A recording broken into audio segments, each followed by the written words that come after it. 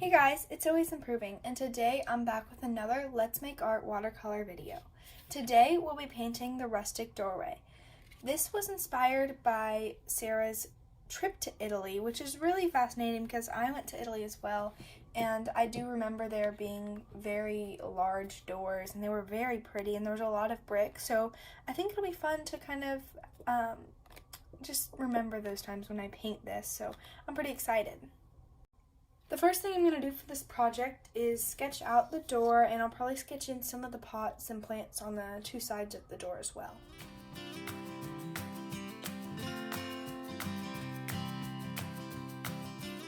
So now that I've sketched it out and kind of erased it so you can't really see it on the camera, it's time to get out our paints. We're only using 3 colors actually with this project. We're using azure blue, fuchsia, and dandelion yellow.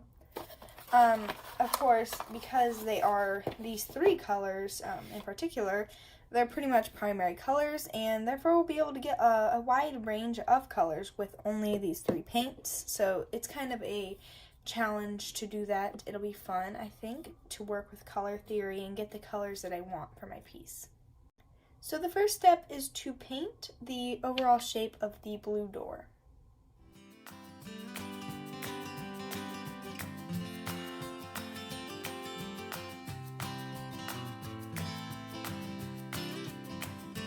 So the next step here, I think I'm going to go in and paint the pots for the plants at the bottom. But to do that, I'm going to need to mix an orange color. So again, since we're only using these 3 colors, I almost feel like this project's really a color theory exercise, because we're really just working on getting the right values and right saturations for all of these different colors on this painting, because we only have the 3 primaries.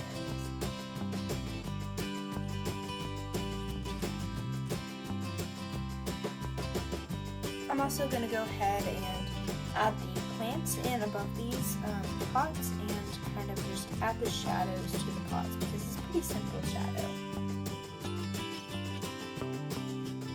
So about at this time, I'm realizing that my palette is a little bit dirty and the colors from the past are kind of meddling with it. So I decided to clean it out because I don't want those colors messing with my new colors. Ta-da! Clean palette.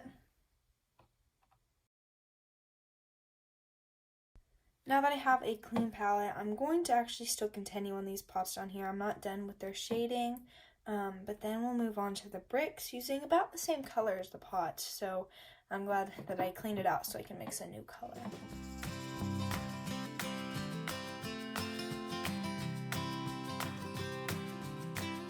There we are.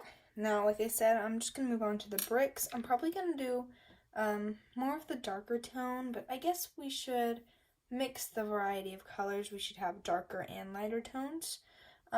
So it'll probably be mostly the same color as my pots down here. Maybe a bit less saturated. I'm not sure yet. We'll see. I was actually having a lot of trouble doing these bricks because I wanted some of them to be lighter and darker, and I also wanted there to be a variety of colors. I wanted the values, some of them to be a little bit more red, some of them to be a little bit more yellow, all of course orangish, brownish, and I found it difficult to get a darker color, and I realized later that I should have gone back and done layers of color. Instead of trying to get a dark brick at first, I should have put a coat on and then darkened it as I painted, as it dried, because that would have allowed me to build up a darker value. Okay, I'm gonna let these dry a little bit and actually start to work up here on the hanging over leaves, the leaves that are like hanging over the door, just because some of them are still wet and I want to darken up a few of them, but I can't when they're still wet. So yeah, I'm just gonna work on that. I'll have to mix some new green and add some yellow to the palette. I really liked how the plants turned out. It looked so organic and just like free-flowing, and you can kind of see some of the forms of the leaves. I really like how they turned out.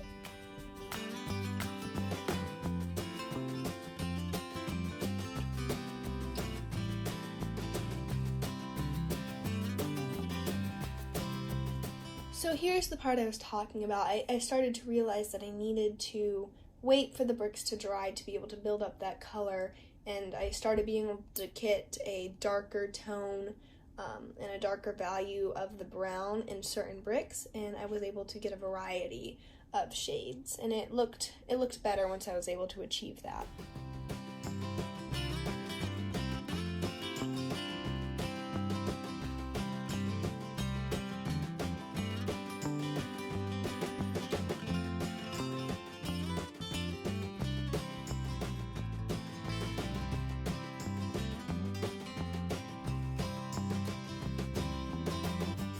So after finishing up just a couple of details, I added the floor and just a kind of a flat wash and some shadows from the pots and things.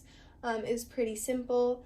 And then I started to work on the door, and I loved doing the door. I think it was so fun because I was able to get like a really woodish texture, especially at the end once I was able to use a dry brush and kind of make it really look like it was a wooden door with a darker color and dry brushing that color across the surface. It was really cool. Okay guys, that's it for this piece. I hope you enjoyed watching this video. I just have to sign my name on this piece, but it was a really fun experience because I liked having to mix the colors for each thing. Like, because we only had the 3 primary colors, I think it was a really fun challenge to do. And I also enjoyed kind of reliving the Italian sort of style because it is really pretty, and the door is just a simple illustration, but it really reminds me of it, and I think it was really fun. So I hope you enjoyed watching me paint this, and I hope to see you next time. Bye!